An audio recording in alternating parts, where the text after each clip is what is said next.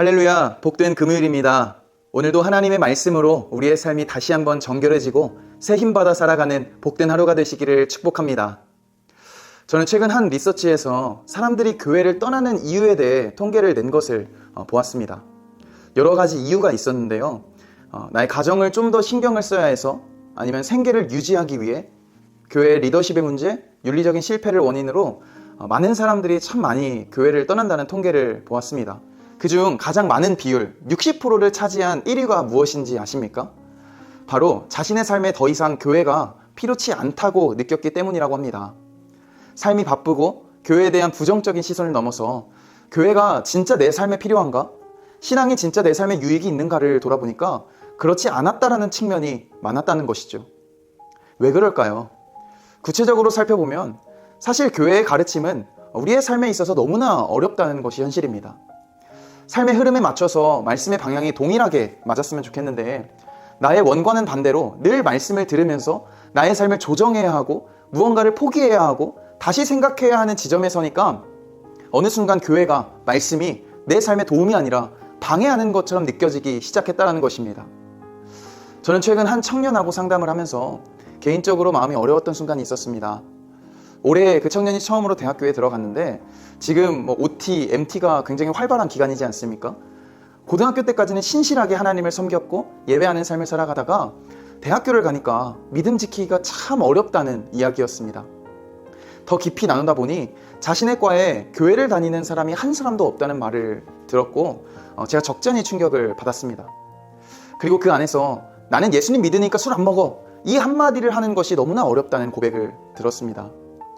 이제까지는 하나님을 믿는 것이 너무나 큰 힘이 되었고 자신에게 있어서 너무 큰 자부심이었지만 세상 가운데 직접 그 상황을 접하다 보니 그리스도인으로서의 삶을 구별할 수가 없었고 오히려 예수님 믿는 것을 부끄러워하는 자신을 발견했다는 고백을 들으면서 이미 이 세상을 맞대어 살아가는 우리 모든 성도님들 또한 이 믿음을 지키며 산다는 것이 얼마나 외롭고 힘든 싸움일지를 다시 한번 생각해 보게 되었습니다.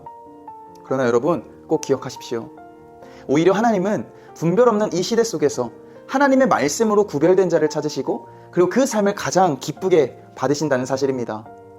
그래서 우리는 간과해서는 안 됩니다. 하나님은 우리의 생각대로, 우리의 방향대로 움직이시는 분이 아닙니다.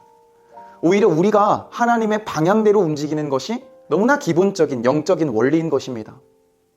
하나님이 우리 인생의 배에 타 계신 것이 아니라 우리가 하나님이라는 배에 타고 있다는 사실을 기억하십시오. 그렇다면 때로는 하나님이 우리의 돛이 되어 주셔서 우리의 인생을 인도하시기도 하시지만 때때로 멈춰야 할 곳을 정하시는 닻이 되어 주시기도 하신다는 사실을 분명히 알고 있어야 합니다.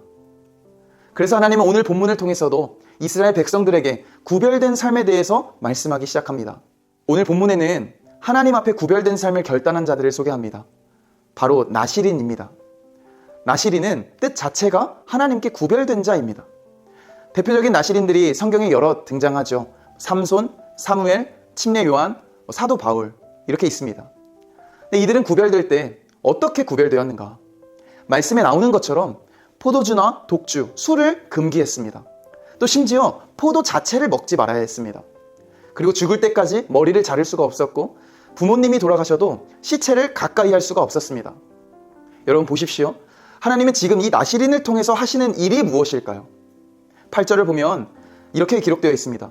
자기의 몸을 구별하는 모든 날 동안 그는 여호와께 거룩한 자니라. 하나님 앞에 거룩한 자를 구별하시는 것이거든요. 그렇다면 나실인이 아닌 사람들은 거룩한 자가 아니라는 말일까요? 그건 아닙니다. 일반 백성들 또한 하나님 앞에 제사를 통해서 거룩하게 나아갈 수 있었거든요. 그럼 어떻게 보면 이들이 느끼기에는 이것이 구별이 아니라 차별인 것처럼 느껴졌을 수도 있을 것 같습니다.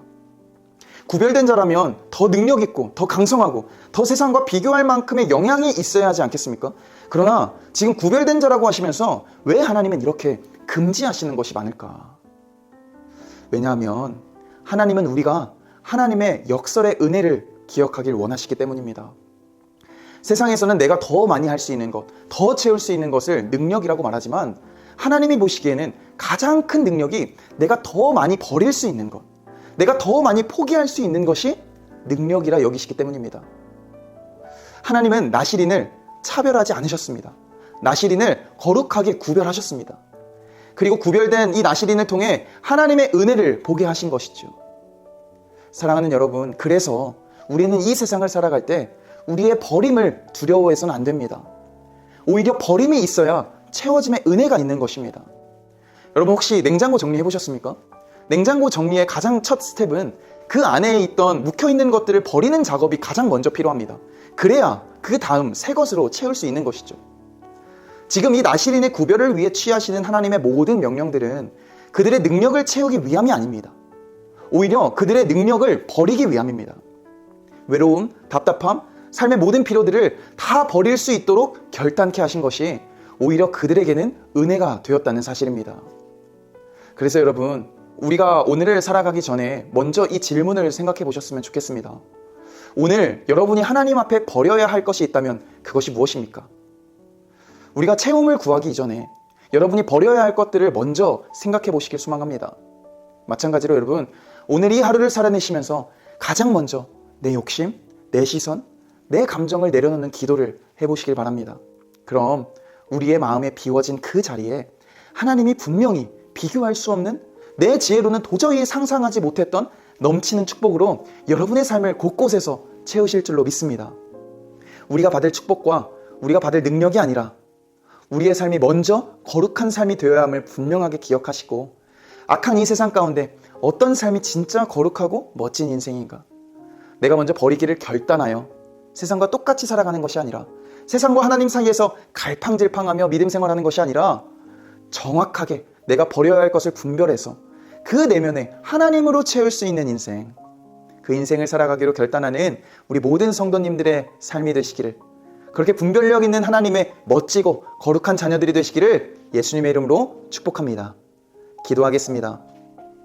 살아계신 아버지 하나님, 우리 인생에 하나님이 구별된 자로 우리를 선택하신 줄 믿습니다.